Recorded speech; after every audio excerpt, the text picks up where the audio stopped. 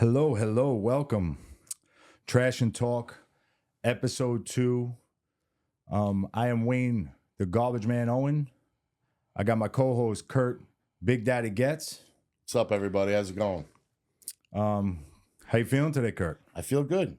Feel a little better? I feel a little better. All right, I could see. I was a little under the weather the first episode, but we got through it. Yeah, We you pushed got to through. work. You're going to work your way through those things and put them behind you. Yeah.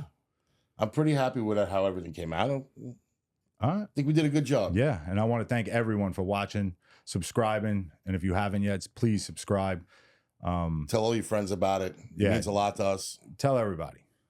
Tell everybody about us and get out there, subscribe, and like us Share it. on share and like us on all your social media platforms, and we're gonna get this thing going. We're gonna Let's roll, baby. So first off, I gotta mention the drip, bro. I gotta mention the drip. Well, I mean, I don't have the that jacket on outfit, right now. That's a But kick. we're talking bro. about Sergio Ticini. This guy Little came fat ready laces to. Adidas. Now, does that have anything to do with the Olympics going on right now? Maybe a little bit with the Olympics. Yeah, because The breakdancing in the Olympics. the Olympics ends today, and I've been watching that breakdancing thing, but there was a little craziness going on I there. think you should give props to the fat bubble laces on my Adidas, Yeah, he's all dripped out here. matching my Sergio Ticini, if Oh. that's how you say it. I We don't got even know. we got a little Staten Island representation here with Yes. the Woo. Shout out Woo. And but yeah, just real quick I really thought you were one of the track stars. Did they send that from Paris, that outfit? Some guy seen the clip of us, and he was like, "You need to be in a tracksuit." I said, "Number one, I'm from Staten Island. Yeah. All Number right. two, I'm Italian. I mean, I know you don't think it, Kurt gets, but my mother's a full-blown Guinea. I came out of a Guinea. Yeah, you So look Italian. I'm Italian. Sorry to all the Guineas out there, Yeah. but Sorry, I ruined it for you. Sorry, I ruined it for all you guys. But yeah, no, real quick, I just, and to just stay on that subject, did you watch this thing handball? I watched handball. I Bro, didn't know got a what I shot. was watching. I think I got a shot. Oh, you definitely still have enough athleticism to handle that. I think I could, even with my shoulder reconstructed, I think I could still throw the ball decently Oh, yeah. hard. Yeah, where, the jumping over the line and then throwing, I may get a little discombobulated, but I'm actually good for support in that sport. I really can't jump because I have fake knees. you could play goalie. Maybe. I Yeah. mean, I'm big enough for goalie.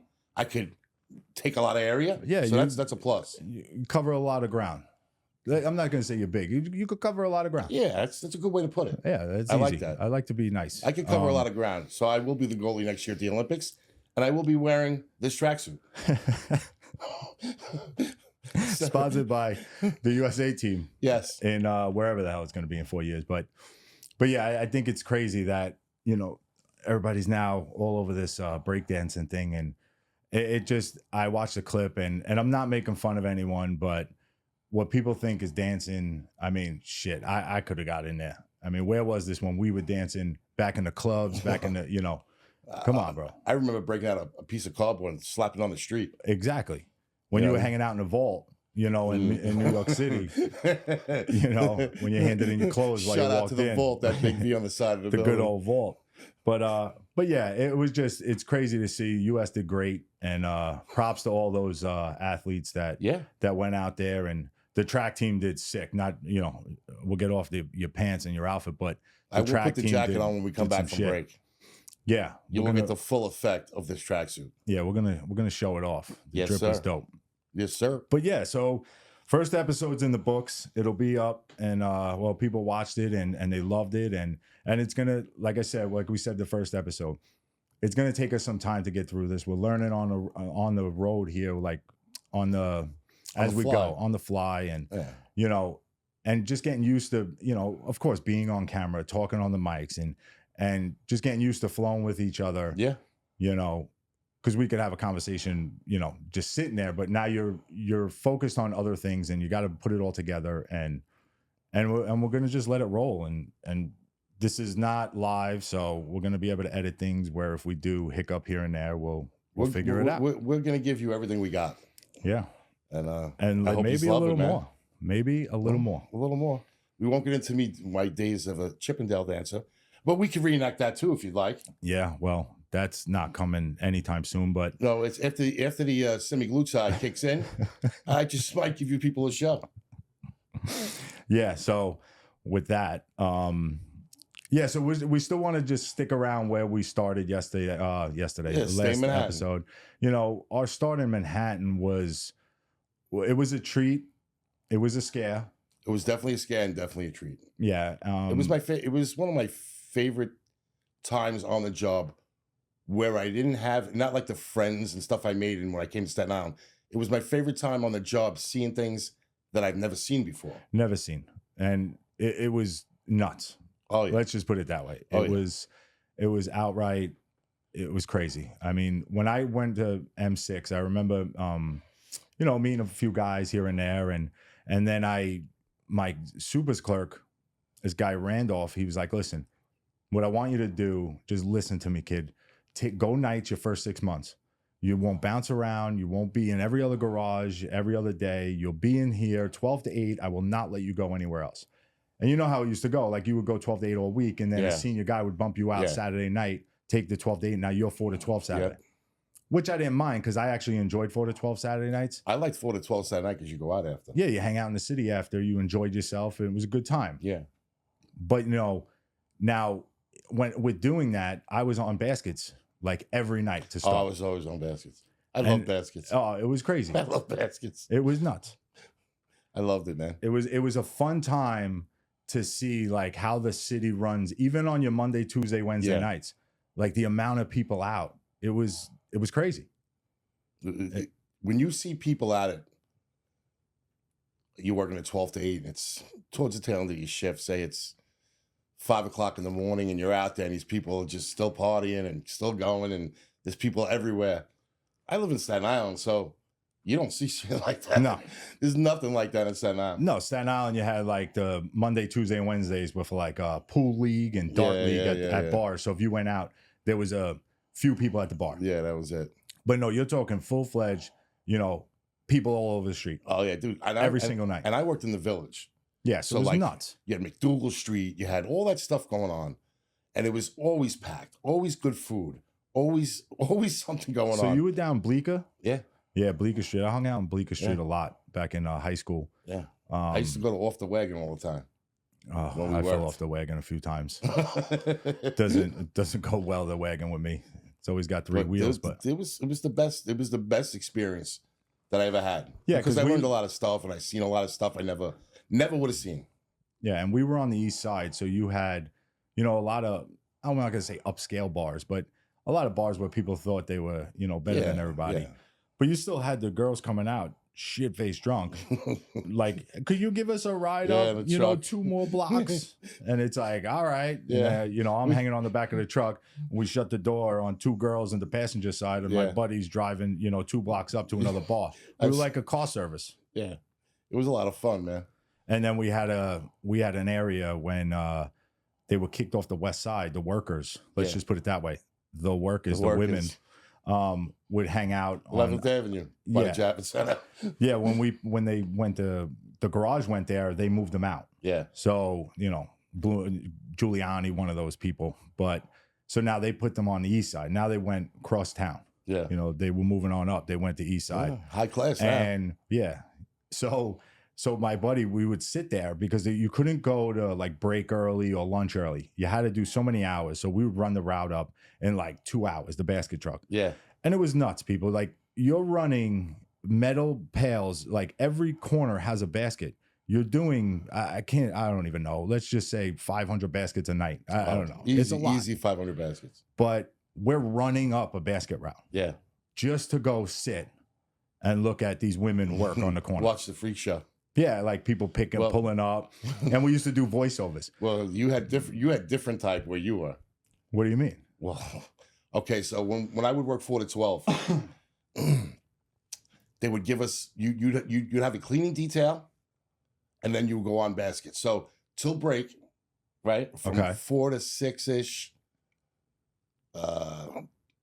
you would have Meat Mark was across the street from us. Okay. So they would send you right across the Meat Mark with a garbage truck, 2 brooms, you'd sweep up, right?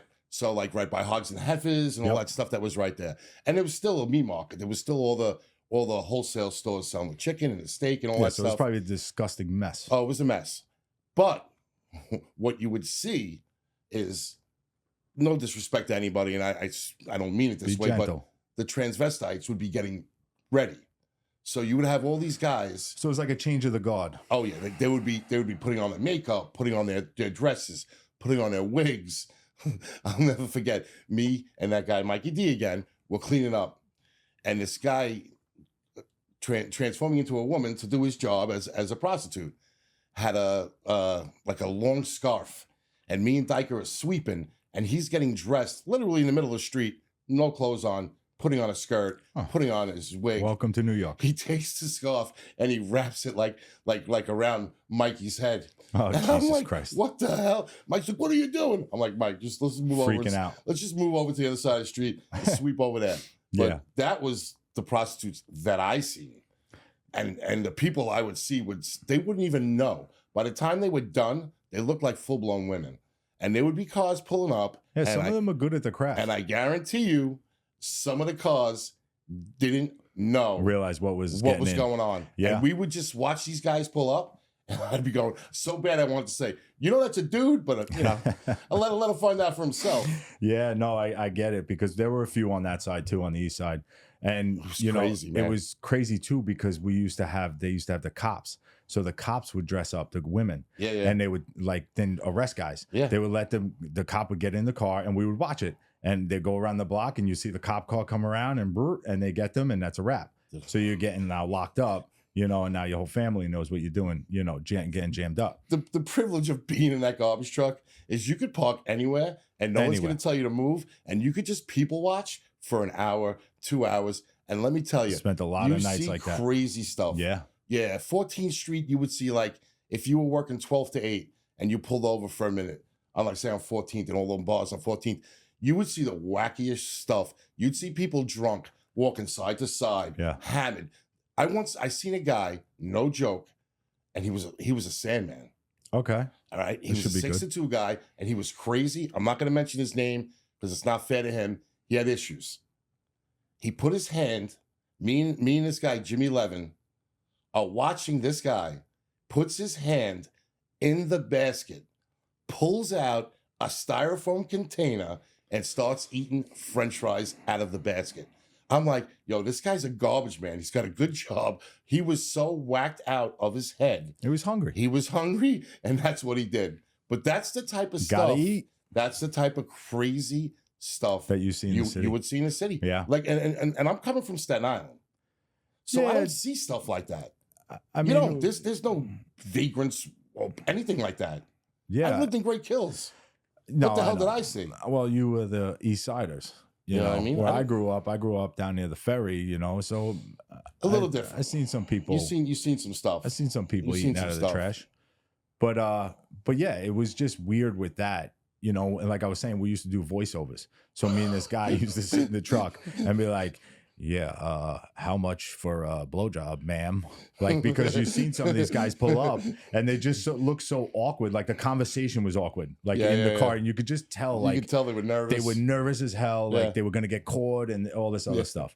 But that was one of the fun nights, doing baskets. Yeah, you made it interesting. You had to make it interesting. Especially on baskets or cleaning. It was the worst. Yeah. Because we would do the baskets near the UN and the rats in those bags. One night I was with this guy and I was running alongside of the truck. I jumped off the truck because something was squiggling and moving in the back of the truck. I was petrified. And I'm new on the job. I don't realize but you would see them run from the basket. And dude, these things were, a good they were foot like a long. Yeah, they were massive. They were like the size of our little raccoon kings. Yeah, they were rat kings. So. But they would run to the basket, to the tree, to the bushes. Yeah. Then you would pull away. You'd see them come from the bushes back to the basket. Oh, yeah. It was crazy. But I'm running alongside of the truck, and he looks down. He's like, "What are you doing?" I'm like, "Bro, there's something in there. We got to, Yeah. So, and like we touched on it last week, you pulled up to this basket. It wasn't just a basket. No. It was everything. There was a transmission in the middle of Manhattan. I Just forget what dumped in block I was on. It was dumped next to the basket. You got to take that. People would dump like stuff out of like pickup trucks. You would see them driving in front of you, and they're dropping like you said, cinder blocks or whatever, bags of concrete would just be thrown in. And unfortunately, the city would be like, you got to pick them up. Yeah, you got to take it. You know, no choice. Exactly. There was nothing else you could do. No. You had to take them. And oh man, I worked with a friend of ours in Manhattan one day. We were actually out of town, you know, and we're doing the baskets. Wait, real quick, not to cut you off. Explain to them what out of town is, because they're not going to know. All right. So when you get on the job, if you have a certain amount of trucks going out per day in your district, just say you have 10 garbage trucks going out, but you know, not with the recycling and all that. Just say you have 10 trucks total all going out. You need 20 guys or women, 20 people, sand workers to fill those trucks. But if you have 30 to 40 people in the garage, now you have another 10 or 20 people. Yeah, you're over. And if you're over people, so what they'll do is there's going to be districts where guys are hurt, so they're out, they're sick, they're on vacation, and they're short. So when they hire the amount of people they do and keep it at a total, it's because the 6,000 workers or whatever the number is nowadays, it's controlled because of the amount of equipment that has to go out per day. Yeah. So that's what I mean by out of town. You don't go to, New Jersey. You go to, if you're in Manhattan, out of town could be all the other boroughs. Yeah. And vice versa for all the boroughs. If you're in Staten Island, you could go to Manhattan and all the other boroughs. Yeah. So forth. So to get back to the story, we were in Staten Island, just to jump to Staten Island quick. But me and my buddy, you know him too. And he was a little nutto. Like and I love him dearly. I'm still very close with him. He's a good friend of mine. You seem to gravitate towards nuttos because if anybody knows me, it's watches, they all know I'm a little nuts. Yeah, well, that was me, and you had to be on that job. Oh yeah, you had to be, and it because it made the days easier. But this dude, we went to Manhattan. I think it was Manhattan 4. So we're doing the baskets, and next thing you know, I just a few baskets we're going, and I'm like, wait, he's not putting the basket back. Where's the baskets? Oh, it's sending it up. So this guy's throwing the baskets in and cycling them into the truck. Big. And then just coming around. Yeah, it was big shit. It was a problem. Hit. So, and then he would just come around and shaking his head and going, moving his arms, cursing whoever. So next thing you know, we go to the next one. And I think he threw like 2 in. And we go to lunch and the foreman approaches me and he's like, hey, listen, on, 14th and 2nd, whatever it was,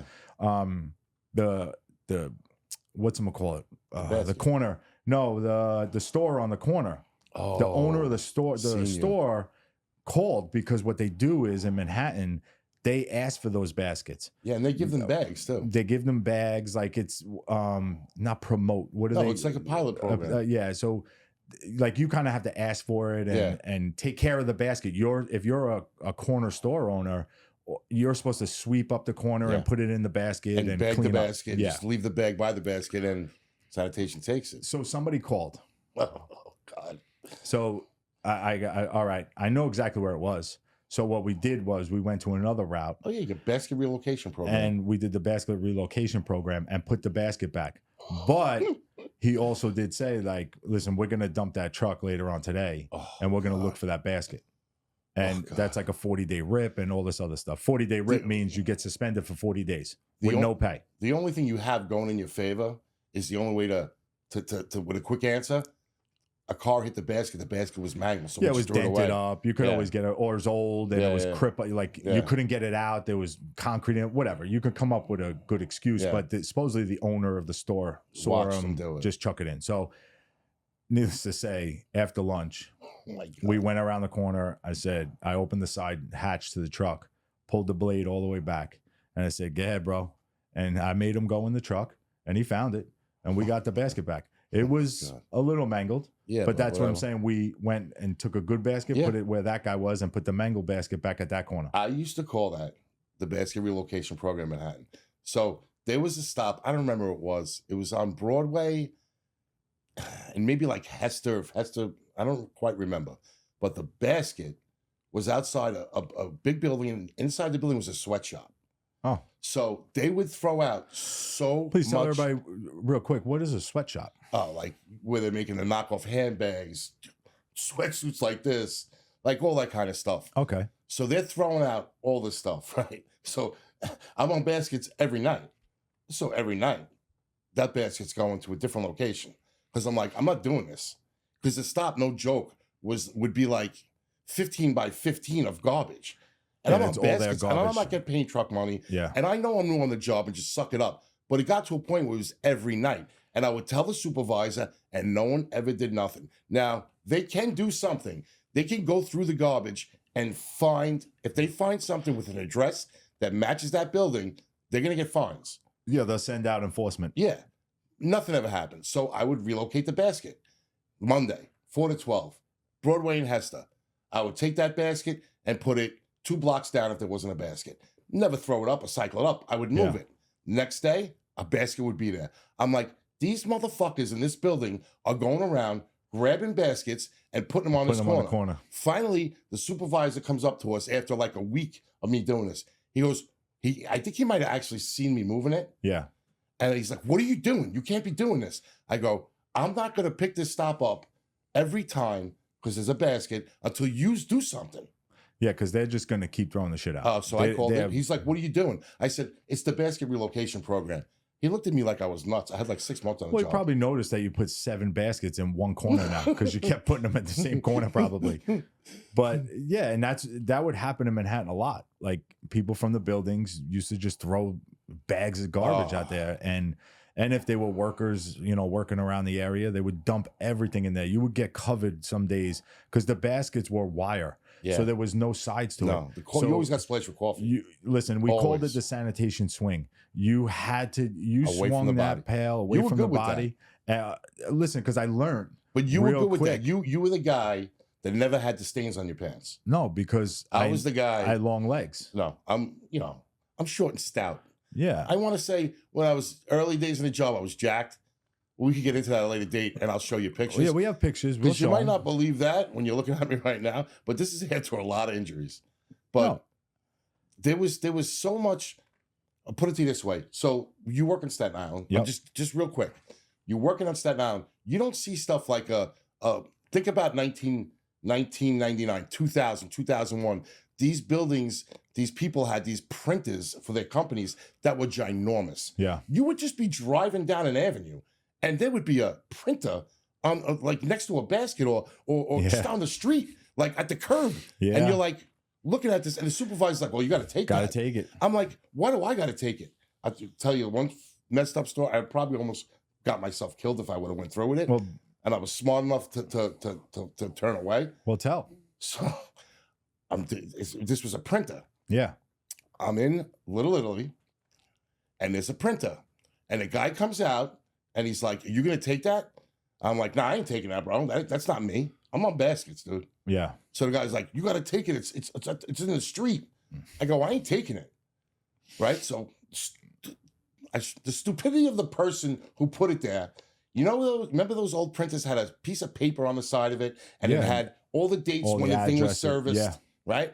I pull the piece of paper, and I look at it, and I go, bro, the name of your place, it was a bakery. It was still on the printer. It was a bakery. I'm not going to say the name of the bakery because I like my legs. They might be fake, my knees, but I like them fake, and I don't like want having them. I don't want the baseball bat. Yeah. We'll just leave it at that. The guy goes, you really want to get involved in this? So the guy I was working with had probably like 6 years on the job. He comes out, he goes, what the hell is going on? I tell him what happened. Yeah. He goes, Kurt, are you stupid? You know where you are. He goes, throw it in the truck. I threw it in the truck. Just saying it that way. You probably should have put it where you put all those other baskets that you were stealing from the God. But it was just like, that's the stuff you come into. Yeah, and it happened to me once, and I don't know where I was, somewhere upper. I want to say like Harlem area. Oh, yeah. And I was doing baskets, and there was a refrigerator. It was legit a refrigerator with no doors on it. Just sitting there. And they made it a basket. Oh, my God. They made it a freaking basket. I've seen that. And the same thing. The foreman's like, it on its back. Yeah, it's on the back. Yeah. Now you have 2 baskets. You have an extra large size basket and a freezer basket. And it's like, okay, we got to lift this thing in there. I mean, and it was loaded to the gills, people. Like there was probably food in it that they threw out in the refrigerator, and then everybody's just and they're just walking by throwing plates and napkins and garbage in it. It's just a place to put something. It was a disgrace, but you have to throw it out. If it's on that corner, you had to pick it up. There was no ifs, ands, or buts about it. You had to get rid of it. But you know, Manhattan was like that. You know, and in Manhattan 6, there was just, you know, the baskets there, it was nuts. And it was very nice, the area. Like the only, I'm not even gonna say bad area, but the only questionable area was down in like Alphabet City and like the 14th Street area and all that. We had a little piece of that too. Yeah. And it's M2 had a little piece of Alphabet City. Yeah, because we did up to the Bowery. But you would. Right where it switches. Yes. To 4th Avenue. Yep. That's where we switched and it became ours. And like that would be the area where it would like, it would jazz up there. You'd get some crazy stuff on the corner, but you had to pick it up, and they didn't care. We also had a boss, real douchebag he was. He's probably long gone, but this guy was such like a, you know who I think you know who I'm talking about. Like he just wanted to get everybody in trouble, and it made no sense. Like he wanted to hurt people on the job because he had authority, and he probably got abused as a kid. I'm not being mean, but it probably happened. And now he had authority. He's going to be a dick to everybody. Yeah, he looked like Elmer Fudd. There was certain guys like that. You know that. Yeah, you remember the guys that would get teased or whatever the case may be. They were just dicks, and then they would become a boss, and they were brutal. And they would take that position to another level. Oh yeah. And they never did the job. But this guy, you know, what he would do would write his name on the bottom of a coffee cup put it in the corner basket. I know exactly who you're talking about. But so you would be on baskets, and at the time we had the step stool on the truck. Can you talk like this? Yeah, exactly. I had to run in with him. We would, you know, you would stay on the truck and you would flag the guy if there was a little bit like if there was a quarter, like not even a quarter, I'd say a quarter of the basket full. You would just wave the guy, go. I'm not dumping that. Come on now. You know, let it be fine. It's fine the way it is. But then, like, he would put a coffee cup in there with his name on it, and he would come back at the end of the day. And if that coffee cup was in there, and you got banged, and getting banged, people was now you got to go to trials. Now you got to, you know, plead the fifth about, plead that you didn't do the basket because of some reason. Like you had to come up with some reason why. And if not, you lost a day's pay. You got suspended for a day. That guy's name, same name as first name, same as a famous movie, right? Yes. There was like 1, 2, 3, 4, Stallone. 5. Yeah, Stallone was in that movie. Yeah, Stallone was in that movie. He's probably not around. He's dead. Yeah. He's dead. He died. Probably put him in the basket. He fucking died. Somebody probably wrote their name on his forehead and threw him in the fucking basket. Think about the kind of fucking person that you got to be. Yep. And Manhattan's huge. So he's driving from Manhattan 12 to Manhattan 1, and he's stopping at baskets, and he's watching you, and he's writing his name on these coffee cups.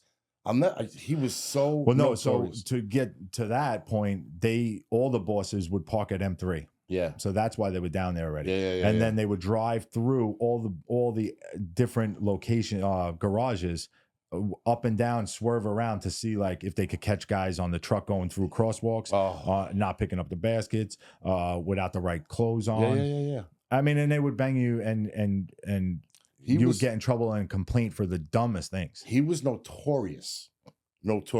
So Manhattan 2 had a basket route 12 to 8. So if you were on baskets on 6 to 2, you had a basket truck called the Carpet Ride. It mimicked the 12 to 8 route that was just done. Nothing. Right? So he would always target that 6 to 2 truck on baskets because he knew you were just going to flag everyone. Just going to flag everything. Yeah. And he would literally, he's not putting a cup. Now, listen to what Wayne's telling you. He's not putting a cup with his name on it on a basket that was 3/4 full. There was like 3 items in it. Yeah. And he wanted you to tip every single basket. Every pail they wanted you to tip, every basket. God. And if you didn't, you got jammed up. I hate to say it, you know. And I remember then later in my career going to Manhattan, and I don't even think he was around anymore. But you know, I would work with a guy from Staten Island when we went out of town to Manhattan 3 per se, you know, that garage. Yeah. And And the guy was like flagging. I said, no, we ain't flagging nothing. It was the same one with the guy who threw the one in and threw it out. We're not flagging. You seem to have bad experiences with that Dude, guy. We're taking our time. We're out here. We're having a good day. Yeah, it's nice out. When you're out of town and you're on baskets, make it a good day. Yeah, you just have a lot of You laughs. want to eat really good. The scenery's have fun. amazing. Yeah. You know, you're seeing things that you don't see when you're working in Staten Island.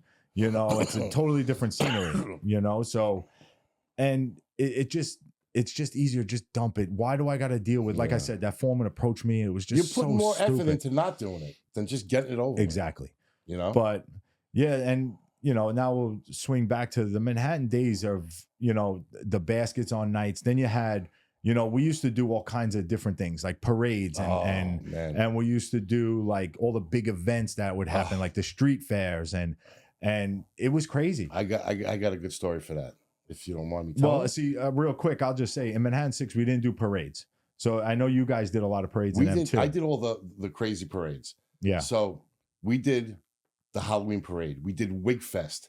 We did the Gay Pride parade. Wig Fest. Wig Fest was insanity. Gay Pride parade was total mayhem and the messiest parade you ever cleaned up for.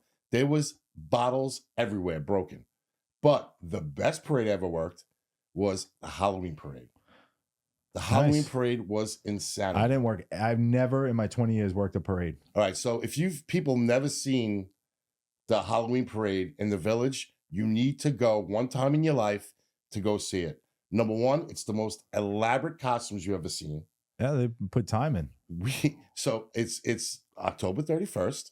It was a Sunday. I got hired October 4th. So welcome to the job, kid. Welcome to the job. So our job was a bunch of us. Our job was to stand, wait for the parade to end, and then you clean. So something happened. I don't know what happened. The parade stopped.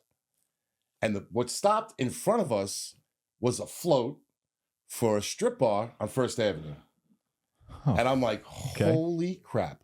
So now it had to sit there for at least, I want to say, a good half hour. And it was just dead stop. It was just dead. The whole parade stopped. Okay. I don't know what happened up ahead, why they had to stop it. Maybe it was going too fast and it had to be a certain time period, whatever the case may be. So I'm there with this guy, Jimmy, and we're watching all this go on. And these girls are kissing each other, throwing stuff to people outside. They're like... It's like Mardi Gras. Yeah. My friend Jimmy, he goes out and buys a... Remember, for the viewers that are our age, my kids' age, you won't remember this. The elders. There used to be disposable cameras, right? So you would buy a disposable camera, and then you would just take it to like wherever, and they would print the pictures CVS. out. CVS, whoever, yeah. So he goes and gets one of these. He must have knew it was going to be insanity. He was a real club kid before he got on the job, so he probably was at this parade one time in his life, and he knew what was going to go on. So now, I got him on the job. They're like, jump up, come up. They're telling us we're in sanitation uniform. Come up on the float. I'm looking at him. He's looking at me. He doesn't have much more time than me. And I'm like, you want to go on the float? There was no supervisor near us. I'm like, fuck it, let's go on the float. Now we're on the float. They're blasting music. We're dancing. The party on the float. This guy, I forget his name. He might have been from your garage. He was a short color guy. He was the nicest guy. The earrings in his ears. He was so cool. Long story short, years later, I was on a cruise, and this guy happened to be on a cruise, and he remembered me. Oh. He wasn't even my supervisor. He remembered me because we were going nuts. And with all these people on this float, it wasn't just girls, it was girls, guys. The DJ was on there. And he's like, what are you doing? I'm like, I've never seen anything like this before. I didn't know. I said, they asked us to come up, so we came up. Oh, we're not doing anything. He goes, are you out of your mind? If a boss sees you right now, they're going to fire you. We get off the thing. But these things happen. Listen, this is what I'm saying. That I went to Manhattan. I didn't know anything. And all this cool stuff is going on around me. I was like, this is insanity. Yeah, that was so cool to be a part of that. Yeah. And get paid for double time. Because it's a Sunday. When we say we didn't like go to Manhattan because we were from Staten Island, no, we would go to Manhattan. No, but you went to a club, you walked in, you walked out. Yeah, that was it. You went to a bar, you walked in. You got on the ferry, however you got home. Exactly. But you weren't like hanging out, wandering around and hanging out and seeing all this craziness. Yeah. But it happened, and the parades were crazy. I think one of them is today, Dominican or Puerto Rican parade is today. That's a fun time, man. That's a fun time. I heard that was like the one. I don't remember which one it was. It might have been a Dominican day or Puerto Rican day. They were like, you have to do that if you can. Oh yeah, if you get Because they on would it. get guys from each garage. Like you would get 1 or 2 guys from every garage on the west To side or work the it, east side to to work the work it, parade. to try to spread the love of money around so that Yeah. they don't get everything. Yeah. But yeah, Which is fair. we didn't have that in 6. But we used to Did you cover block the UN But when all the government stuff would go on. So the presidents would all come Yeah. in, UN week they would call it. yeah, And we used to have to fill spreaders with sand and sit and block all the roads all around 42nd Street to like 59th. No, not 59th, maybe like 50th. And every block, the diplomatic blocks where all the diplomats Yeah. lived and all they, and all the consulates, whatever. consulates were all over there. Yeah. And I remember one night they were like, hey, Owen, I forgot. And it's 12-hour shifts. So, and it's just you and another guy. So Yeah. you would get 4 to 4, he would get 4 to 4, whatever it was, the timing. And I remember I got there and, there's cops all with you, like, and you're barricading this block and coming out of the tunnel and off the highway. And I was hanging out with the cop, who's a good dude. And we're just bullshitting. You got 12 hours. You got to hang out with somebody. Yeah, you got to do something. And I'm Still literally like saying to him, he's holding an M16. And I'm like, where's mine? Like, what the fuck am I going to do here? How am I protecting myself? I said, dude. And I was, unfortunately, I was in the one where diplomatic cars would come through and I had to move it. So it was a busy night for me. Yeah, It wasn't, so I wasn't just sleeping and hanging out. I had a night like that too. I'll tell you after you don't story. But yeah, and I told the guy, I was like, bro, if a tractor trailer or somebody comes flying through here, I'm running. Run. Like, you really think I'm gonna stay in this thing and like barrel down and like hang in there? 26,900. Yeah. For 30 grand, yeah. I got you. Don't worry about it. Oh God. But we did those kinds of things. Like that was one of our bigger like weeks Well, where we'd make good money. Yeah, well, like you're saying, they would give it a little taste to everybody in other garages. Yeah. So, like I said, we got hired 99. Yep. So the Millennium was coming. I don't have much time on the job, but for those who don't remember, the Millennium, they thought it was going to be the end of the world. Yeah, we were all They gonna thought die. stuff was going to get blown up. It was crazy. We're all gonna burst into sand. I get sent. It's New Year's Eve, so I'm not with my wife. I'm not doing anything with my friends. Yeah. I'm stuck at the entrance to the tunnel that goes right underneath, right next to the UN building. I go, what am I doing here? They're like, you're first line defense. You're blocking this entrance that if someone tries to come through with a bomb. Yes, sir. So there was me and another guy It's from just another crazy. garage. I think he was from one. Yeah. I got you. Yeah, No well, problem, I'll Sarge. protect this ground. I'm like, get the hell. So I'm looking at this kid. I'm like, what are you going to do, man? He's like, yeah, I'm going to sit here. I go, you can sit here. I'm out of here. He's like, what are you talking about? I go, I'm not getting killed on the Millennium for this money. Yeah. I'm a garbage man. Meanwhile, everyone's supposed to die and you'll be the only one. Oh, so what Because do you I were do? hanging out in a spreader. I leave the spreader there. I walk. I see the German consulate. My last name is Getz, people. I told you I'm not all Italian. So I walk in. Yeah. The guy goes, can I help you? I said, yeah, I work with sanitation. They want me to sit in this spreader. I said, it's freezing out. I said, can I just come hang out in here? He's like, sure, you can hang out in here, kid. I said, I'm German, by the way, if that helps. He's like, whatever. He said, you don't care. I'm one of you. He's like, whatever you want, pal. I'm like, yeah, no, thank you so much. So the foreman must have came and checked on us because they would come and check on you And now you're periodically. missing. He's like, where is this guy? So now he's driving around in his car, and I guess he's seen me because there was a big glass window in the front of this consulate, German consulate. He comes in, he goes, what are you doing?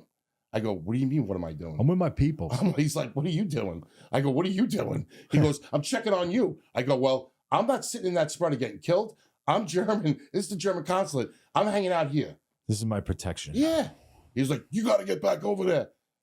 Yeah, Y2K was crazy. I remember they were like, hey, you're gonna work the parade, right? I mean, not the parade, Times Square. So I'm like, oh yeah, sign up. And I learned it's gonna be awesome. And I'll get to something that I learned real quick on that. But I'm like, yeah, I signed up. All right. We all had to meet at M7 and we work in 11 to 7. So I'm like, all right, cool. I go up there. Great. I'm hanging out with like 4 or 5 guys from my garage. Yeah. But the whole like city's there. Like all of us. There had to be 200 guys. Because now when the ball drops, they push everybody out. Yeah. And then we come in and clean the whole city Yep. up. And honestly, guys, it's a work of art how they've gotten this to Sorry. within a half hour. There is not a piece of paper on the ground. It's insane. It's absolutely nuts. But So we're all hanging out, and I'm thinking I'm going to time. I've never been to Times Square during the ball drop. Yeah. So that's why I signed up for it. I was like, bro, that's awesome. Let me go Coolest thing. hang I out. get to be here for that. This is the best job ever. I got carte blanche. I'm a yeah, uniform. I'm gonna be do whatever right I dead want. smack. You know, Yeah. I got a badge now. I get around town. You know. Yeah.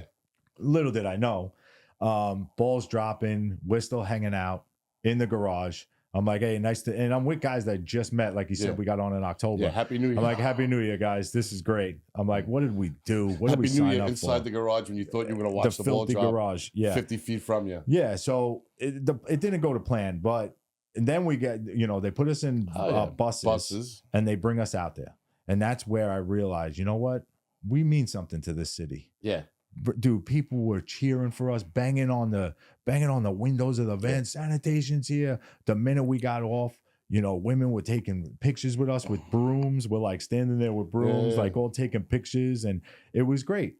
Then once they get everybody out, now we dig into cleaning up. Who's got backpack blowers? There's friggin' brooms, mechanical brooms just driving around everywhere, dump trucks, garbage trucks. It's chaos. But within a half hour, the place is clean. But it's a 12-hour shift. So, no, it was an 8-hour shift. Some it did turn into 12. But we had this guy who, I think he came on in November. So he didn't even have as much time as us. He had a month and a half less. Dude, he goes, hey, Owen. I'm like, what's up, Scott? He's like, listen, I'm going to put my broom in this alleyway. Just text me or come and get me, because we didn't have phones. Come and get me. I'll be in this bar. So I'm like, oh, this guy's crazy. Nuts, right? Dude, he takes his uniform off and he just walks in the bar and he hung it like a shirt in the bar. I watched him, like he put it on a hanger, hung it in. He disappeared. So somebody asked me, they're like, hey, where's this guy Scott? I'm like, I don't know. I just saw him. He might have went to the bathroom. I just had seen him. You got to cover for guys. And whether you like them or not, you still cover for guys. You don't want to see anybody lose money. You don't want to get jammed up, So once they started asking, second time, I ran over there. I caught the owner of the bar outside. It's New Year's, so all the owners are at the bars. The places are packed. I'm like, bro, go get this guy, please. Tell him they're looking for him. Then we got him out, and then they were like, hey, does anybody want overtime? We're like, hell no. Like, I want to get the hell out of here. I want to get out of here. But the bad part about the story is now I drove in with 2 other guys. The one guy, we didn't have phones. He took the overtime. Oh, no. So luckily enough. You had somebody to get home with? No. Me and my buddy Jimmy, we just ran to the store quick and thank God he left the car open. So we got a case of beer. And we just got shit-faced at 7 in the morning. Yeah. We were drinking outside M7 in the kids' car. So it didn't matter. Yeah, we weren't working anymore. We had to wait 4 hours for him to get back to leave. Dude, he was so mad on the way home. This guy, Lenny Mac, he was so pissed off. We drove home. We were messing with him while he's driving. Oh, God. Smacking his head. We were smacking his head. Giving him wet willies. Drunk. We were so drunk. But yeah, and and it was one of those things where you learn real quick, like I was gonna say, you never ever say, like, put your name down for anything. What did they call it? I can't think of the word. Volunteer? A volunteer. You learn real quick, never volunteer for anything on the job. Oh no. Because they got me another time too, and I don't know if you ever worked any of these. So another volunteer spot came out. Yeah. And it was for the Yankee parade. Oh, the Yankees won. This is what I wanted to tell you. So it's probably the same kind of story. So this has to do with what you brought up before. Guys walking around with backpack blowers, right? Yeah. Leaf blowers. So I get to do the parade. They won the year we were there. So you were on the day shift. I was on the parade. I was with the parade. Yeah. Right? Yeah. So it's chaos. This was the most chaotic thing I've been a part of, because it was just guys everywhere. Yeah, and everybody's telling me, the senior guys, take a broom. Take a broom. Don't take a backpack. I go, no way, I'm taking a backpack, bro. He's like, listen to me. I said, I don't got to sweep. I'm taking a backpack. Biggest mistake I ever made. Yep. Because the broom guys all disappear. They throw their brooms, like you said. That went on. And I'm out here like a schmuck with this thing strapped to my back that weighs 50 pounds. And they're like, everybody's watching me. and you can't take it off Nope. because you're a piece of equipment that they Oh, need. God. You literally walk alongside of a mechanical broom while he's in the street, God. and you're blowing everything into it so he could suck it up. Volunteering. You are so right. Yeah. The biggest mistake I ever made in my life. But here's what happened, Kurt, in my story. So I volunteered for it. Yeah. Like, and I'm For the like, backpack? No. Oh. I volunteered for the Yankee Parade. Yeah, so did I. Great, right? It was me and like 4 or 5 other guys, right? Well, it turns out it was the night shift. We didn't go to the parade, bro. Oh, I was at the I parade. was livid. We get out there. There was like 8 pieces of paper total on the ground. We were dumping baskets on the ground to clean something up. Oh my God. Because once again, you had guys that took the backpack. I took a broom and I pushed 1 piece of paper for 8 hours. Yeah. Because there was nothing left. No, I was there during Because the parade. everybody on the day line, the city has to open up. Yeah. And it's chaos. You know, if you guys if anybody out there has never been to a city parade and you have a chance, you have to just stand for 5 minutes, 10 minutes once everybody's gone, the ticker tape parades. Yeah. Because just watch it. And I'll give the bosses that, man. But then again, it's the guys who do the job that made it happen. They do put the guys in the right spots. They choreograph. They choreograph is good. Whoever did this back in the day, some things about the job like that are good. Yeah. But it's the guys, you know, because we don't want to be out there all day. No. And it is easier to just, hey, let's get this shit cleaned up, because then you could slowly start, you know, hiding and disappearing into things, you know, and you slowly start doing your thing. But we learn, like you said, you learn. Do not volunteer for anything on the job. And that was one big thing when I got time on, and like young kids would come on and be like, oh yeah, I volunteered for this. I'm like, listen, I'm telling you right now, it's gonna be the last time ever. I will warn you, this is what you got to do, and don't ever volunteer. Well, the beauty about having seniority, is when you volunteered for stuff. You remember when we would do the marathon? Like all 3 garages would get guys. This is Staten Island. Yeah, see, I didn't do the marathon. Oh, I did it. Never did it. It was cool as shit. Yeah, but that's another one of those things where you volunteered to work, you know, the marathon, and you know it's. See, but it was a Sunday, so you just said yes for the Sunday. Yes. You know what I mean? Not so much volunteer. But then you would get pushed out of the garage. You were pushed out of the garage. That happened. I was in the garage one Sunday, but it was 12 to 8, and I got like the last end of it, where like all the bosses come in, they make sure all the equipment's ready to go, and to be honest, I just hated every part of all those things. I just hated being watched the whole time. I know how to do my job. You don't gotta fucking watch me. It was just super frustrating. Like the more you watch me, the more you're gonna get like a fuck around me, and that's not like I just hated working like that. We all know Wayne likes to fuck around. Yeah, well, you know, you fuck around, you mess around, but fuck around, find out. You know, even in the city, you know, you would go on MLP. It was a high, you know, watching, high visibility thing. Like they told you outright. They said, "Here's you would go out in a van with garbage cans and brooms and shovels, and everybody would get a broom, and everybody get a shovel, and everybody get a bucket, right? And you pretty much was said, here, this is your corner, work north. This is your corner, work south, work west, and they didn't want you just near each other, talking to each other. You could not be with anyone else. No. So, you know, listen, I'm not stupid. I would put a ear pod in my ear, or headphones, whatever, and I would hide it in my sweatshirt, put my hood up, and I was listening to music. But the one time I was being a douche because this guy kept coming around. Every 5 minutes I would see his car go by, and I start getting aggravated. I didn't leave a corner for 8 hours one day, and he literally pulled up to me after how many hours, and he goes, "You gonna move off of this corner today?" No, but it's gonna be a Tiffany job. I said, "Listen to me. It'll be Tiffany for that one boss that we said that was his thing." Yeah.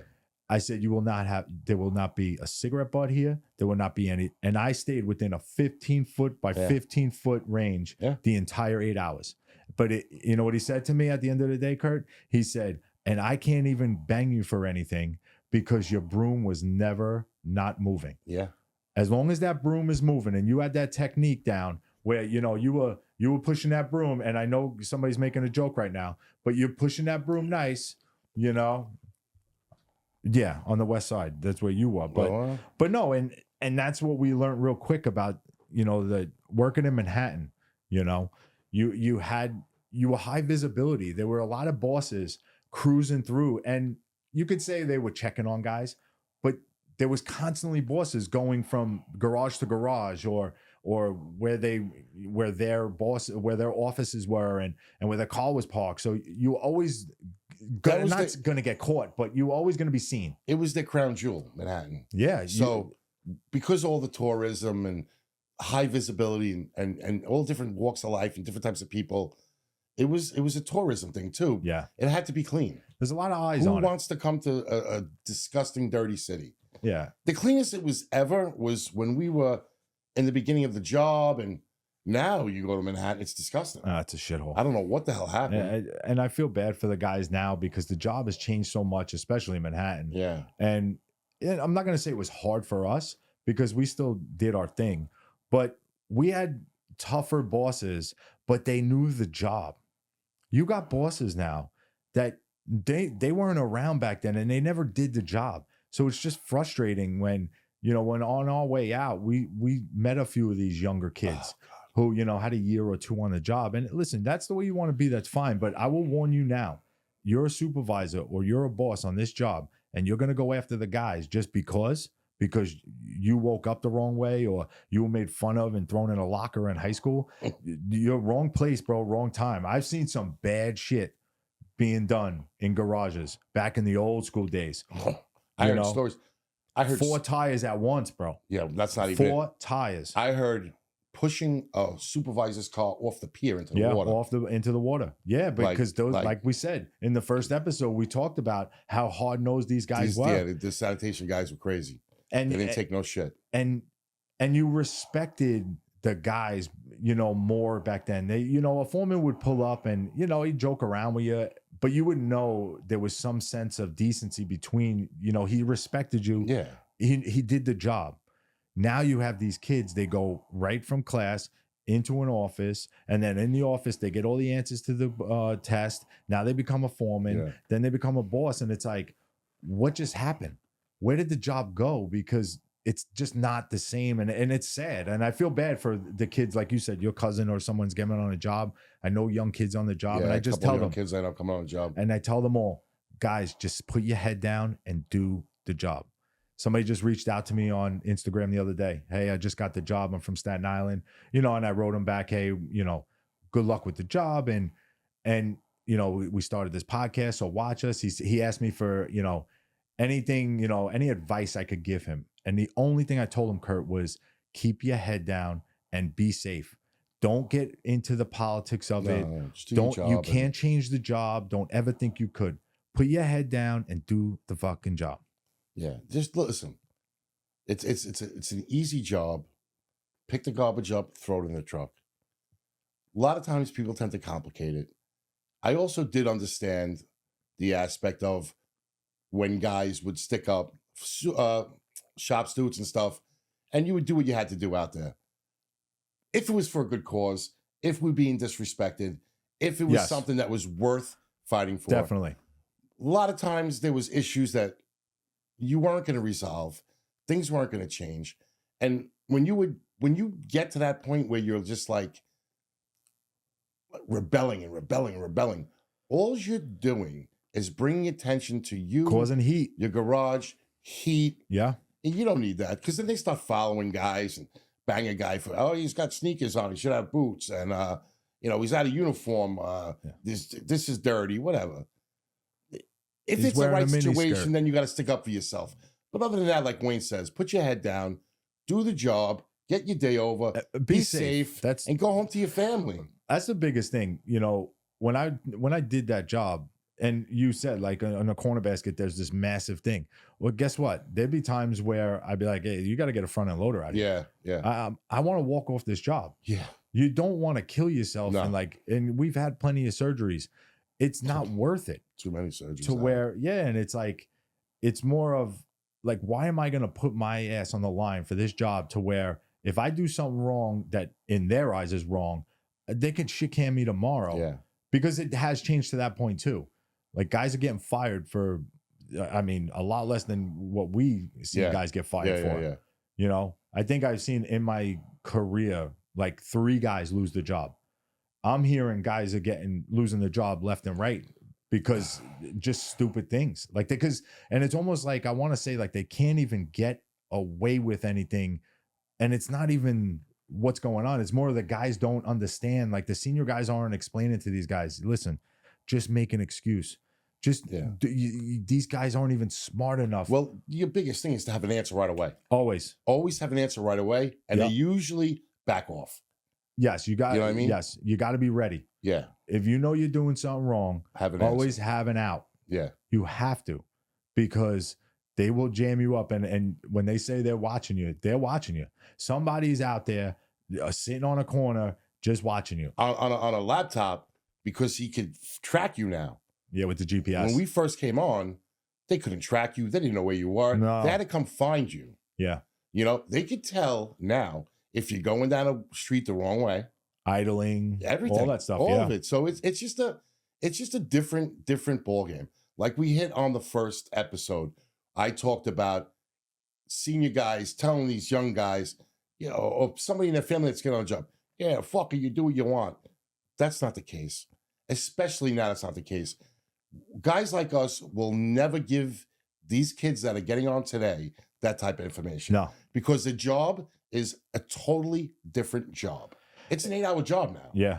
Yeah. It's sad to say. And honestly, there were guys that made it 8-hour jobs where we worked with too. And that's no problem. You do what you want. You that was the beauty of us in the beginning, was you dictated your day. Exactly. You wanted to get done. You hustled. You really broke your hump. Yeah. But, you know, you gave yourself a break. People would make it out like, oh, the sanitation guys do not get done in 3 hours. It wasn't like that. We had to kill ourselves to get done. Plus, we had to dump the truck. Plus, it was just a lot involved. It was a lot involved. It wasn't this cupcake job. Listen, I have 580 discs in my back. My shoulder, I got 12, 14 anchors in my left shoulder. I tore my shoulder up on that job. 2 knee replacements, a torn pec.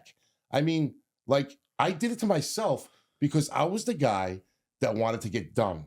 And I was always hustling and lifting stuff the wrong way. And that job is gone. Well, it's just more so too, and I've spoke about this, you know, where, you know, it's like we say, we get done in 2-3 hours. Yeah.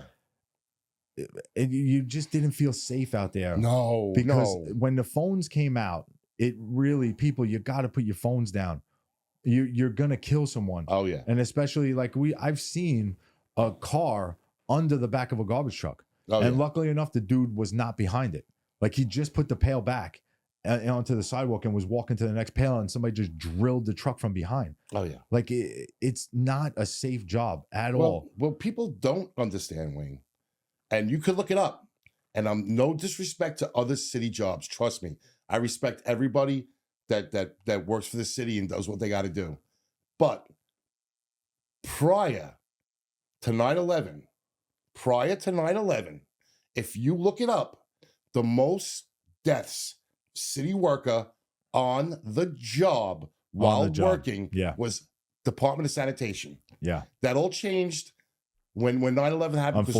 Unfortunately, a lot of cops, Port Authority, firemen passed away. God rest their souls, and my respect for all those guys. But if you look, before 9/11, the most on-the-job deaths, if you grouped it all together, was Department of Sanitation. He's not kidding when he's telling you, when I'm walking behind a truck and somebody's doing 50 down a block and they're not looking, they're looking at their phone, it's too late to stop. Yeah. They're going to pin me in the back of that truck. It's over. Yeah. It's over. Yeah, and then I have no legs. Yeah. You'll be out there. That was something. But I had somebody drive into the gas tank, and I saw him coming down the road, and the truck was just parked. And I literally jumped across the truck in the cab because he was pinging off of cars, and then boom, and the guy was on medication. And it's crazy, just, man. That simple to be like not paying attention. That's why, that's my thing. Be safe, pay attention. Yeah, we surroundings, keep looking around you. Look out to see what's going on around you. Especially when you're in a major avenue. Yeah, because you know what I mean, that's when it's going to happen. So there was a guy on Staten Island that lived down the block from me. I forget his last name, Brian. And it sucks because one day I bumped into his wife and I'm like, oh, I haven't seen Brian around. What's going on? She's like, oh, you didn't hear what happened. So now if somebody gets hurt on the job, it's not like a newsletter goes out to all the garages that you know that somebody got hit by a car. Yeah. But he was working in Brooklyn and he bent over and this older woman clipped his fucking head. There was brain matter all over the fucking Oh ground. my God. I mean, he did survive, but he wasn't the same person after that. And he only had like 3 years on the job. Yeah, it's horrible. So he didn't get much out of it. No, I didn't get a lot. To protect him either. And it was an older woman driving, and maybe she shouldn't have been driving. Yeah. Maybe they should have tested her again. Yeah. But clipped his head. He had a chunk of his head missing. It was awful when I saw him finally, because he was in the house. He couldn't come out. He was under all his medication, and it just sucks. And it's just that quick. Oh, because you have so much going on around you. Yeah. And you don't hear a lot either. Because if the truck's loud, the truck's loud. So you really got to be aware of your surroundings, all these new guys. And that's the thing. It's like, I tell guys too, it's you and your partner, especially in Manhattan. You 2 eyes ain't enough. Two eyes is not enough, people. So you have to look out for your partner. I don't care if you like him. I don't care if he smells, whatever. If he eats chicken fried, whatever, and if he smells, burps all day, whatever it is. Or if he smells. Yeah, but people, you have to have eyes in Manhattan. There's so much shit going on. It's so quick, and people just don't do it. And that's one problem with Manhattan, that people just don't focus on what they're doing on the job. They're looking at women. They're looking at this. They're looking at guys. Some of them, you never know. West Side. But that's one of the things I tell these kids now coming on. You got to be safe, and you got to protect you and your partner on that truck, whether it's throwing a corner basket in the back of the truck and you shouldn't have, or just being safe, paying attention. You see something, say something to your partner, like blow the horn, watch out. Yeah. Because it's something that has to be told. And then the job gets easy and fun. If you pay attention to those things, it does get easy and fun. Without a doubt. It was a fun job. Dude, the cities were nuts. I mean, like I said, it was absolutely insane just to see the partying going on. Yeah. And that's what I missed. All hours. And when we went to Staten Island, that's what I missed.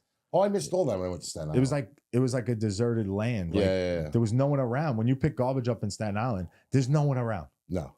The minute you get out there, 6 a.m.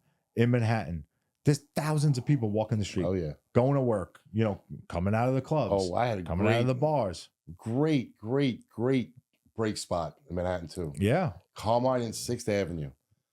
You would sit down, they'd be like, I guess because you were in if you were in that section that covered that area right there, there was a school, it was called the Little Red Schoolhouse. Every famous person sends their kids there. Okay. So we'd be sitting on benches eating a bagel or having a coffee, and you see all these famous people walking their kids. Danny Aiello, whoever it was. I used to see Danny Aiello a lot, and the guy from Bull Durham. Kevin Costner? No, the pitcher, the guy that played the pitcher. The pitcher. Yeah, him and Susan. He was married to Susan Sarandon. Oh, I would see them all the time. I don't know. And his then name. one, I would laugh because where Carmine and 6th Avenue are, it's like a triangle. Joe's Pizza's there. There's a lot of stuff right there. I know what you're talking. Yep. A lot of famous pizzerias and bakeries and stuff are right there. But the 3 biggest modeling agencies in the country are right there. Okay. So you would sit down and you would watch them walk past you. They would not even look at us. So we would be like talking to each other. I'd be like, yeah, how you doing? I'm Kurt. Nice to meet you. And they would just walk, but not even look, not even blink. And they were like all 10s. We were still at that point where you will look down to, like, people would hold their nose when they walk by and give you a snarl look if you said good morning. Like, listen, I'm a happy person. I just want to hang out. Just, hey, what's up? Hey, good morning. Have a great day. But they would like, but not all famous people were like that. No, I'm just saying, like the women, the majority, women especially. Oh my God! Yeah, get the fuck out of but here. I had a guy in Manhattan. I worked with him one day, and I wasn't a big fan of this guy to begin with. I almost knocked him out one night, but so Wayne we're working, is a fighter. Yeah, no, I don't like fighting. Yes, I'm a lover. But so now we're working together, and we're on 4 to 12. So 4 to 12, there's a lot of people, finishing work, going to hang out, get a drink or whatever. And I'll never forget this. And he was like in the truck, and I'm sitting next to him in the truck, and he's like, "Good afternoon, beautiful," or something. And like she didn't get he didn't get a reaction from the girl, Yeah, I yeah, guess, that he didn't like. And he literally yells at her, "Oh, fuck you too, bitch." And I'm like, I was Oh, mortified. shit. I'm like, dude, what is Yeah, wrong with I you? never did anything like that. I'm like, what is wrong with you, bro? I said, look at you. I wouldn't talk to you. I don't want to talk to you either. I said, but that's not the way you treat. First off, you don't treat women like that. But like, why you feel like she has to say good afternoon back to you? I'm just gonna say something, and you could. Some of the guys were nuts. You could take it however you want to take it. But if I was your partner that day, and that woman walked by, she'd be like, "Look at that tall drink of water and that handsome guinea." That'd be me. And I'm the handsome guinea. I'm not a tall drink of water. But whoa, slow your roll. I mean, you're going off and on about how you're a German. Now you're going back to Guinea. Well, I used the German. I used the German to get into the consulate. I used it to get into the consulate. All right. You know what I mean? You're like a game of pickleball. You're flipping back. Flip. Stay out of the kitchen. I like pickleball. It's a Stay big out thing. of the kitchen. Flip. I kept telling everybody, let's all get money together. Let's open pickleball in Staten Island. Nobody wants to listen to Kurt. And now somebody did it. The fucking roller jam closes down, and it's a fucking pickleball place. Yeah, Pickleball America. Oh, Jesus Christmas. Yeah. So, but yeah, he did that, and I was absolutely mortified. I'm like, what? It just doesn't make sense. Like, why you feel the need to first off do that, and then second off have that kind of reaction? Yeah. Like, I mean, the guy was a douche anyway. Yeah. Like I said, I almost fought him. He sounds like a douche. We were playing cards one night, and he lost a hand and threw his cards down, and one hit me in the face. Oh, and I stood up and went. Thankfully enough for him, you didn't beat his ass. Well, he was a friend of a friend. I was on the clock, so you know what happens if you fight. I was on the clock. Oh, on the clock. I was on the clock, so you know what happens if you know if you fight and he wants to, he can press charges, you lose the job, all that bullshit. Yeah. So. But Manhattan days were nuts. It was a lot of fun. The scenery was unbelievable. All hours of the day. The bosses I got along with all the bosses. I never had a problem. Foremen that, were a little questionable here and there. Yeah, but in the most part, they looked out for you in Manhattan. Yes. They didn't want to bang you. They didn't want to hurt you. They knew, like. Especially when you were a new kid coming in. It was a different animal in Manhattan. They knew everybody was there to work. That's what I'm saying. Like, that's not there anymore. No. There are a lot of people who... I know kids that have 2-3 years on the job and they got like 15 complaints already. Oof. Like where is that coming from? I don't understand. Like, because why? There's no coverage anymore. Like if you're a foreman or a boss, like why are you going after these guys instantly? I mean, listen, we've had some people on the job that deserve it. Yeah, I get you. I've had conversations with guys when I was a shop steward. Shop steward meaning you're the middle person between you and the union. Right, so that if we had 140 guys in the district of Staten Island 1 when we went there, you don't have 140 guys calling the district. You say there's 5 shop stewards, it's split up. Yeah. So if you have 25 guys, the most important guy in the garage is the garage steward. Yeah, that's what the garage steward guys normally would say. But no, there's more guys. No, there's just no. And I don't want to say there's no care. There's just no coverage anymore. And I've had to have conversations as a shop steward with guys to say, listen, you got to tone it down. Yeah, you got to calm down. I knew the older brother, or I knew the cousin, or I know your family. You came in and presented yourself to me because I had time on the job and said, hey, I'm so-and-so's cousin. Can you look out for me? Sure. But this is how I'm going to look out for you. Like, I'm going to warn you, like you're being a little too loud. Relax. The louder you are, the more you're gonna get watched. It's cool to act tough and stuff. Yeah. But it's not gonna get you anywhere on this kind of job. No. You could be a gangster wannabe all you want anywhere else in the city. Yeah. It's not gonna get you far. On that job. Once they watch you, you're gonna have a target on your back. They don't care about that shit. No, you're gonna have a target on your back. So why put it there? Like I said, my whole first year, I messed up one day. Thankfully enough, the wagon didn't have my name on it. Yeah. From drink, I didn't drink if I had worked the next day the entire year. After that year, after my probation was up, shit, we partied. We had a lot of fun. I don't know what you're talking about. I wasn't with you, but I'm saying with the guys I was with, we had a lot of fun. It was a totally different. You were with me. No, not in Staten Island. You were with me. No. Oh, I'm sorry. But no, it's like the guys even said. They were like, well, this is a different Owen. Yeah. Like the minute that year was up. With all of us, dude. Yeah, it was. That happened. The once we felt the freedom of it, you were like, oh. Well, because you didn't have that little, the stupid little thing that could bang and jam you up. They held it over your head. Yes.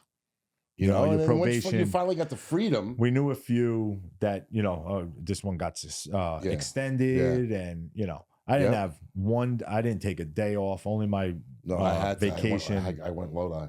Yeah, I didn't. I nothing. No sick. No, none of that stuff. No. Because I didn't want anything on my record that first year. I just wanted it to be done, them sign off, and then we get into the fun of the job. Probation's over, gets Owen, you go, you're good. Because within that year, you're hearing stories from guys. No, not even that. There's stories that guys tell you about what used to happen on the job, and you're watching it. Yeah. I mean, I'm watching out the gate in Manhattan, you know, going to the store, coming out. Yeah. And this one guy, Myers, man, he was nuts. I still don't get it. I mean, he had the first ever, what the hell do you call it? With the hair. What the frig is the hair called? Mullet. But dude, this thing was like a wiry mullet. Yeah. It was dope. It was like thin. It was a good one. And he had a little party up in here in the front. Oh yeah. He had some like spikes here. Little Morgan going on. Oh yeah. Yeah, a little bit with little spikes and a little party in the front and back. But no, he was crazy. Like the old timers when, you know, guys started running up and dumping the jersey. Yeah. There was a lot of crazy guys. A lot of the old time guys were like, we're not dumping. We don't want the $5 dump money or whatever. This guy was like, let's roll. There was a lot of guys that did stupid shit too. Like I knew a guy that tried to like jump over a parking meter. With a truck? No, with his body. Oh. And he got hurt. Oh. You know that guy? Yeah, I know that guy. I know that guy. I didn't try to jump over You fucking tried to do a stupid fucking move. When I got hurt? Yeah. No. I got... What happened with the parking meter? I got punched in the back of the head while I walked out the bar. Oh, I didn't know that. And I fell into the parking meter. I thought you tried to jump over it. No. Like that was a day before my probation was up. Oh. It was a day before my probation was up. The ambulance hung out outside the bar, and they literally heard me fall and hit the pole. Oof. They got out. They said it sounded like a car crash. You know, I was a little stout. I get it now. I was a little bigger. I get it now. And that's why your face looks that way. Yeah. They had to reconstruct my shoulder a little bit. But yeah, and actually they did they didn't extend me, but they busted my balls. They kind of forced me back sooner than I should have come back. But whatever. I just didn't want to deal with the bullshit. So did you ever meet anybody famous? On the job? When you were in Manhattan? No, not that I recall. Like I dealt with Matthew Modine a lot. Who's that? He's an actor. Okay. He's famous. He's a great guy. Yeah. First time I met him on 8th Street, there was a back-in. It was like an alleyway. Okay. It had like a big wrought iron gate, and it was like a bunch of townhouses, like the Manhattan townhouses. Yeah. So it was like, you felt like you were driving into a little bit of a neighborhood. Like, so you felt like you left the city kind of. Yeah, totally. Okay. So it was snowing, it was cold. We're backing down it. Guy comes out with hot chocolate and cookies, man. Swear to God. So he's like Santa Claus. Oh, he was awesome. So he comes out, he's like, hey guys, thank you for everything you do, whatever, blah, blah. I know it's cold out. Whatever. I would do the basket right around 5th Avenue, like I talked about in the last episode. So that's around like NYU College and all that stuff, Washington Square Park. He would always be walking around there. He lived right there.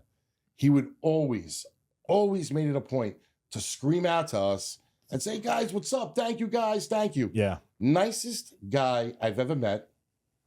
And let me tell you, I'm like, this guy's famous. And he's like, taking the time out to respect. Yeah, some people got it. I mean, listen, you didn't need someone to like bow down to you. No.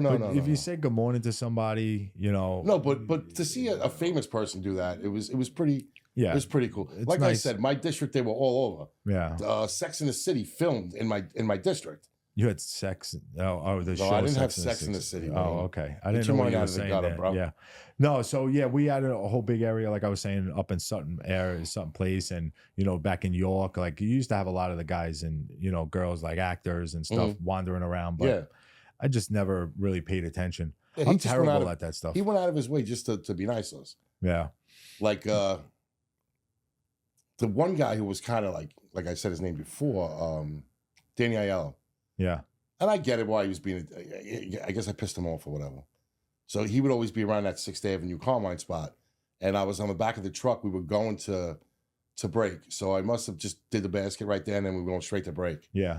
And like I was telling the guy, slow down, the driver. So now I'm blocking the crosswalk.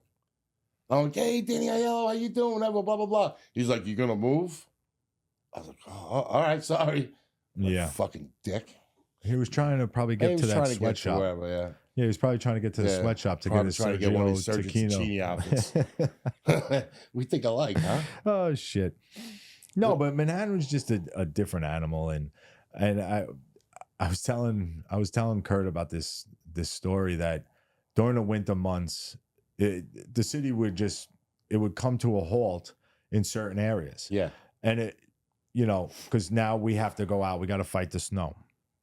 And I know, don't fight the snow, but whatever. Oh, we were snow fighters, they called us. But we would go out, we would be in plows now, the garbage would pile up. Yeah.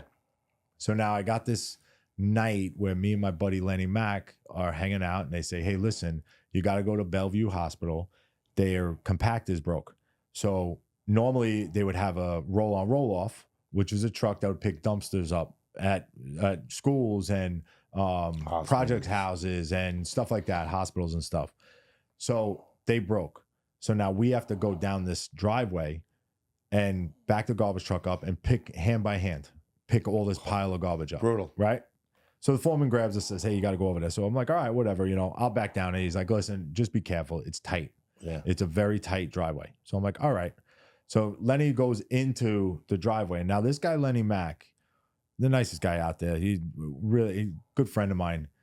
But honestly, dude, he was just not a fan of mice.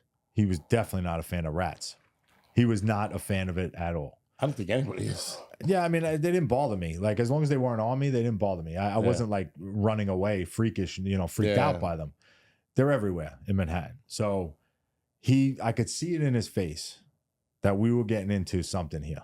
Oh, like he looked like a school kid about to cry. Oh, man. He was not happy. And now I'm backing down, and it's a good, the length of a garbage truck. Like I was still, I had to back all the way into this driveway. It wasn't like right there.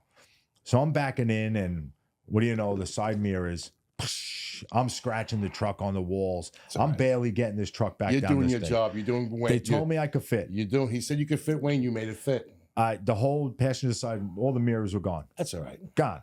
They just exploded everywhere. That's all right. So now I got to shimmy down the side of the truck, right? And I get back there. Now Lenny disappeared. I just kept backing up. He could be under the truck for all I know. Because I don't know what he's doing. So I get back there, and he's like standing on the step on the far side of the truck, away from the pile of garbage. And it was probably like a good 10, 15 feet high, this pile of garbage. And it's, 15 wide by 15 wide. They're just like throwing them on top of each other. So he says to me, he's like, wait, I'm not doing this. I'm like, what do you mean? He goes, you just don't understand what's going on here. So I said, what do you mean? I pull a bag. Dude, at least 15, 30, 25 rats. They run into the garages. So this boxed off area was all just garage. Yeah. You pull one bag, they flutter into the garages. Then you walk back to the truck, throw it in the truck. They all come back. It was like an orchestra, back and forth. So I was like, dude, I can't do this alone. Like, I need you to do this with me. So what we did is man up, Lenny. Yeah, man up, right? And that's what it was. Like he was not a fan of it. So I found the mop head, the old ones that is like the metal head on it on the broomstick. No, I didn't hit him. I almost did, but I tightened it, took the mop head off and just used the metal part, and I was slamming it into the bags and sliding them on the floor to him, and then he would throw it into the truck. Well, and that's how we did the entire pile. We were in there for almost 4 hours. Like, it was a nightmare. And all because Lenny would not walk near the pile. It's all right. And listen, I'll give it to him. It was gross.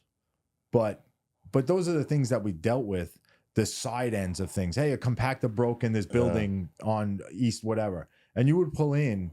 It was a disaster. There was a couple of school stops in Manhattan that still had the ash cans. Yeah. That was the worst. Yeah, and the ash cans were, these cans that they had, they were just super heavy. Oh.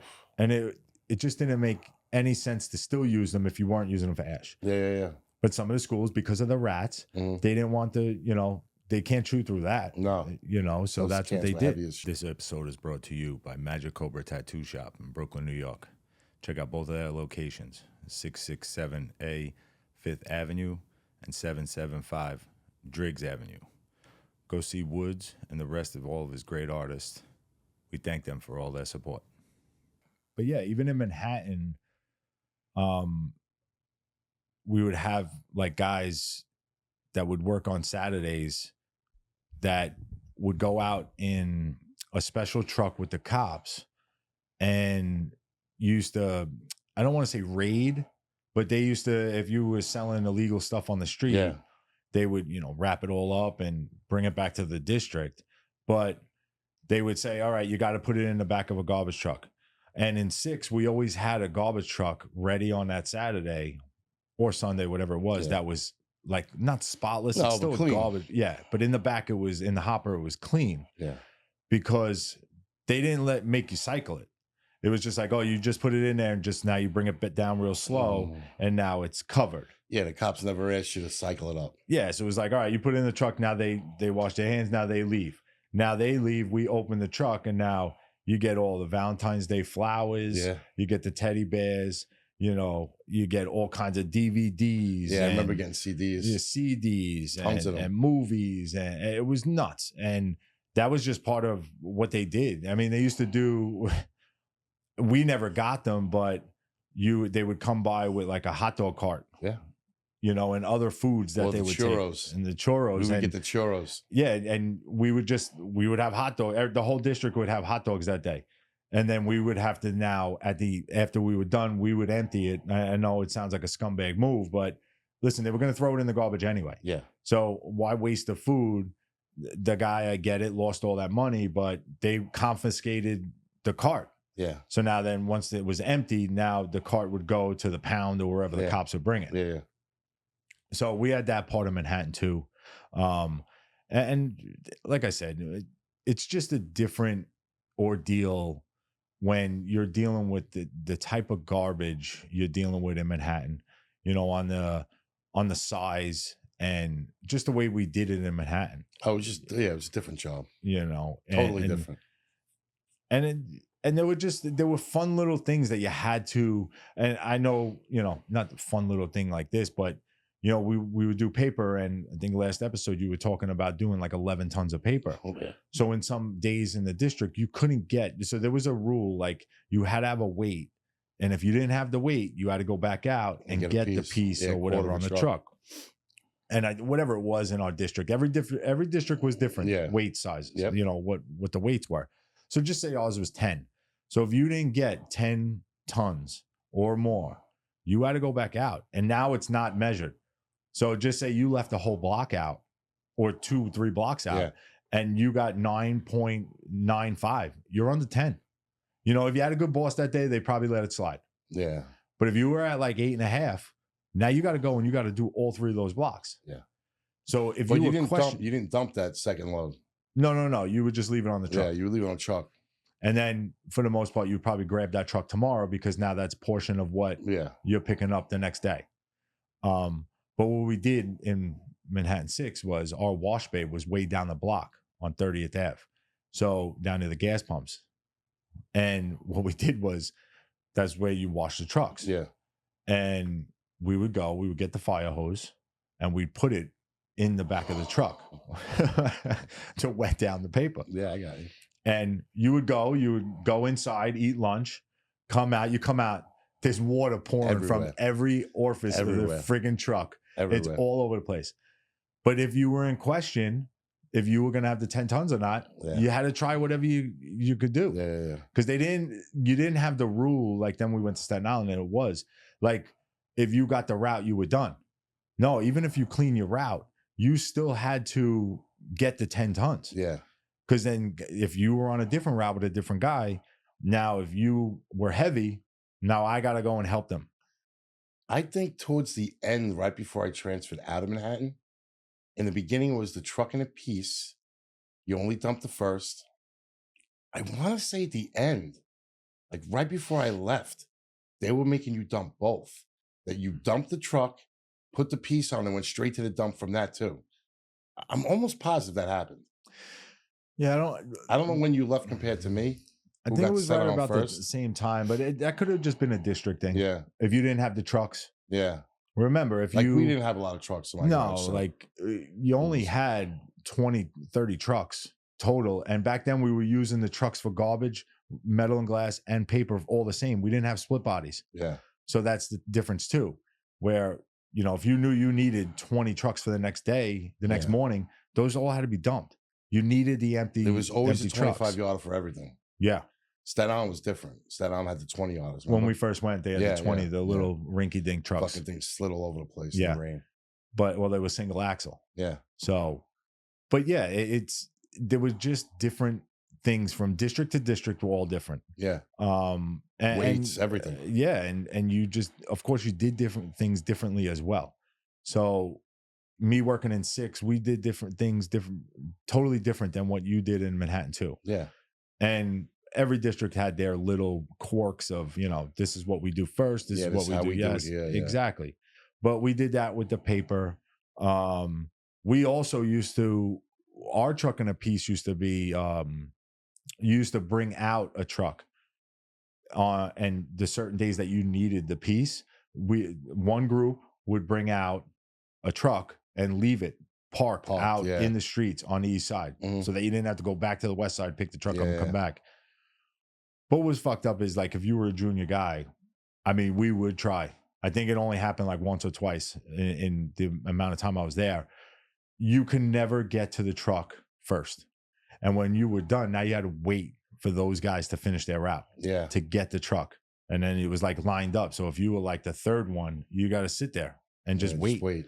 Meanwhile, we would just take the truck back and just try to pound more paper on just to get the route. Yeah, But there was certain routes that you couldn't, there was so much cardboard, they didn't break the boxes down. So there was street length of cardboard boxes. And you had to, it was like a technique that I learned. And it's crazy, but you had to learn these things. yeah. I was the only one that could get, and I'm not tooting my own horn, but you could ask guys at 6 that know me. But I was the only one to be able to finish, I think it was 35th Avenue, that route. I was the only one that could get it on a truck. One truck. Because there was so much, there was one stop that was just, exactly. And there was one stop that had all cardboard boxes. I mean, they were taller than you, and maybe not me, but you. And they were the length of a street. Really? It was nuts. Really? Yes. Taller than me. Yeah. Well, you know, you're short. You're a little shorter than me. I'm a short king. So I'm what they call a short king, people. So what I used to do is just a little technique. If you're on the job, although they don't have paper like that anymore, I used to throw a piece on of like bundles. Mhm. Then I would go to that stop. I would throw a quarter of all that cardboard on, squeeze the shit out of it. Then I would go do another block, all bundles behind it, squeeze the shit out of it. Then throw on cardboard, squeeze it. So you were putting the cardboard in between weight, so it didn't fluff out the truck. So you were leaving and coming back. I was constantly going back to that stop. And it was the only way you could get it on. And I remember the boss saying, you can never do it. You'll never be able to do it. Well, I fucking did it. Oh, And that guy's a douchebag. Yeah, well, you know, you had to have techniques. Wow. You know, I was a technical, I'm not going to say technical genius when it came to the job. Definitely not genius. No, but bro, come on. Give me my kudos. I was probably one of the better drivers that you ever worked with on the job. 150,000%. Right? Because, and I don't toot my own horn. No, you could toot that horn. You could toot. The truck was always where it had to be. Always. I always put the truck where you want to be. I was always out with the guy. You were good. You know, because you were a good worker. Because I would, and to be honest, is what we spoke about a little earlier. I was focused on the guy. I wasn't focused on who was walking down the block with no clothes on, or what kind of car just passed. What kind of fucking block is that? Like, no, but like you're working with guys, especially in Manhattan, that are too busy with looking around, and you're standing back there waiting. The 3 bags of garbage are already in the back of the truck. Like, come on, move on. You know, and I learned that quick. Like I said, focus on you and your partner. You're the one watching out for your partner, for the safety of you and your partner. Did you really watch out for me? Of course I did. I never wanted anyone to get hurt while No, I we're was talking working about with me, them. not anybody. Well, Me. yes, there were times where I got a little frustrated because I'm not saying you weren't a good driver, but there were times that, you were doing things that shouldn't have, you weren't paying attention so much, and you, not you personally, but you take like I took pride in putting the truck where it had to be. I put it where good enough. You're good enough. I didn't work as hard as like some other guys because Listen, I there's never some made other you guys. drag it 10 feet. Exactly. I There's was some other there. guys, and then I'm looking up, and I mean, we had guys. One guy, he had the newspaper out. He's reading the fucking newspaper while he's driving. He's trying to multitask. Yeah, but multitask. That's what I Guy's say. trying to get some shit done. You have to protect yourself and your partner. You're your eyes for your partner who doesn't see it, and that came to fruition one night while we were working in Staten Island. And Kurt was, thankfully enough, there wasn't a lot going on that night around the streets, but some shit happened, and we'll talk about it down the road. But they was shooting at us with a BB gun, and this dude's screaming, "Get in the truck! Get in the truck!" I didn't know what the fuck was going on, but that's what I'm saying. You have to protect. Pay attention to your surroundings. You have to pay attention to what's going on. And that's my advice to the guys on the job now. Yeah, and 100%, man. you have to watch out for each other. And don't there get were caught just up in the guys bullshit and just pay attention. Do your job. Exactly. It's not just you driving. It's you driving, looking what's going on, because you're responsible for him in a way. And he's responsible for me in a way. And there have been guys that have like rolled over guys' feet. Like, I know guys that backed into guys. Yeah. Like, well, how the fuck does that even happen? Because you're not paying attention. Stupid shit. The phones made it worse towards the end. Of course. Everybody's fucking on their phones and fucking around with their phones. It definitely made it worse. I just still don't know, like, all the technology that we have in this world. Why is there not, the minute you get into a car or a truck or any vehicle, the phone, you cannot use the fucking phone. Well, you know what? It's funny. And yeah, they have Bluetooth. I get it. But it's just, you should not be able to use the phone. Well, when my phone is hooked up to iPlay, if you hit the side of the iPhone and say, "Can you tell me whatever?" and it says, it won't do it because you're in a car. Yeah. Like, because it knows I'm hooked up to the car. Yeah. So it knows I'm driving. Yeah. Necessarily, I might not be. I might be just at a light or pulled over, but it knows. Yeah, but I know that for a fact because it happened to me recently. I think there's a button that you can hit that she'll help you out if you get lost. You just give a little ring, and she'll send you on your way. Oh, she's good like that. But yeah, she's a woman. I don't know. I just, that part of the job, I really took pride in, and I worried about, like, not worried, but I cared about the guy that I was with that day. Man. Even if I didn't like him, there were plenty of days where I was just frustrated, where it was just like, come on, I got to deal with this guy all day. Because some guys just made it a hard day. Yeah, you used to get agitated. Yeah, because I just want to get this shit done. I know. I get it. And I'm not saying it was simple to me, the job, but it was. Pick it up, you put it down. That's it. It's the easiest job in the world. It is the easiest job in the world. It's a physical job. So that's where it becomes not easy. Yes, mindful, thinking, there's no thought process to it. They give you a route. It's got the streets you pick it up there, you put it down there, and you call it a day. And you just make the best day for yourself. We had a lot of good days. I always tried to have a good day. I never tried to look more into it. I just wanted, like you said, I just wanted to be safe. I just wanted to go home. Yes. With my toes, be able to my walk fingers, home. Yep. And the guy I was with's not hurt. Because let me tell you something. I know guys that have hurt guys with the truck, and you got to live with that. Yeah. You literally, every day, you get that guy hurt with that truck, or you fuck up somehow.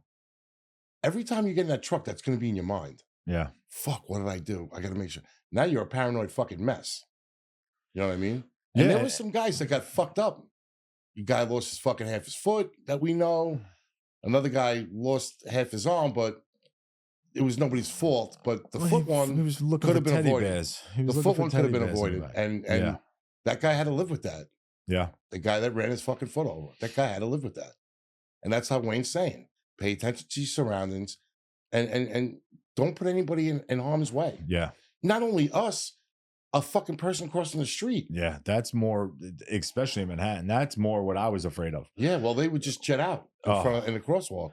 These people just did not care. They were not, and I don't even want to say they were fearless, because I just don't think they care. They're just like, they just figured you would stop. They're oblivious to what's going on, especially now. But back then, they were just still so oblivious to what was going on, and they would just walk right out in front of the truck. I had people walk behind the truck while it's cycling. Now you see two guys standing on the side of the truck, because I don't want to be behind it when it cycles, and you walk behind it. There've been plenty of times. There was plenty of times where somebody would walk behind and shit would spray out at them, and then they look at me. Yeah, I'm like, you're an idiot. You see this stuff's shooting out. Yeah, why would you walk behind? We're not standing back there, so why would you? Somebody got me with when I worked in Manhattan. Ironically, it's that guy I keep mentioning. Yeah, it wasn't me. No, it was when I was in Manhattan. It was the guy I keep mentioning. The guy that came to Manhattan. Oh, Mike, he was good people. We were doing a street fair, and it was all bagged sausage and peppers and shit. And I'm standing there, and he cycles the truck as I'm throwing shit in, and I got sausage and pepper juice on me. I'm like, dude, we're done. He's like, what do you mean we're done? I said, you're taking me back to the garage right now. I got to change. I'm going to take a shower. Change. I had sausage and pepper grease in my hair, on my face. My clothes were wrecked. Well, you're the guinea. I guess so. You had a little grease in your hair. Oh, it was in my hair, right? Hey, look at me. I got the grease in my hair. You didn't even, you know what? I'm a little upset. I'm just going to say I'm a little upset. We came back from break, people, and he doesn't even notice that we went to break. I came back from break, and I completed the outfit, and you don't even say shit. Oh, yeah. So Kurt now has his whole track outfit on. What's up? Sent from Paris. From Paris, from the Olympic board. Yeah. Let's just throw that out there. Yeah, so now you're ready. I guess we're going to have to get a piece of cardboard and see what you got. I mean, I think you could beat that girl from Australia. If I'm judging. I don't know about beating her, but it'd definitely be at least a tie. Yeah. I do that spin move on my back. I can't do the head move anymore. The orca well. It just doesn't work because it doesn't work. I'm just too heavy. Kurt's got the nice drip on, and yep.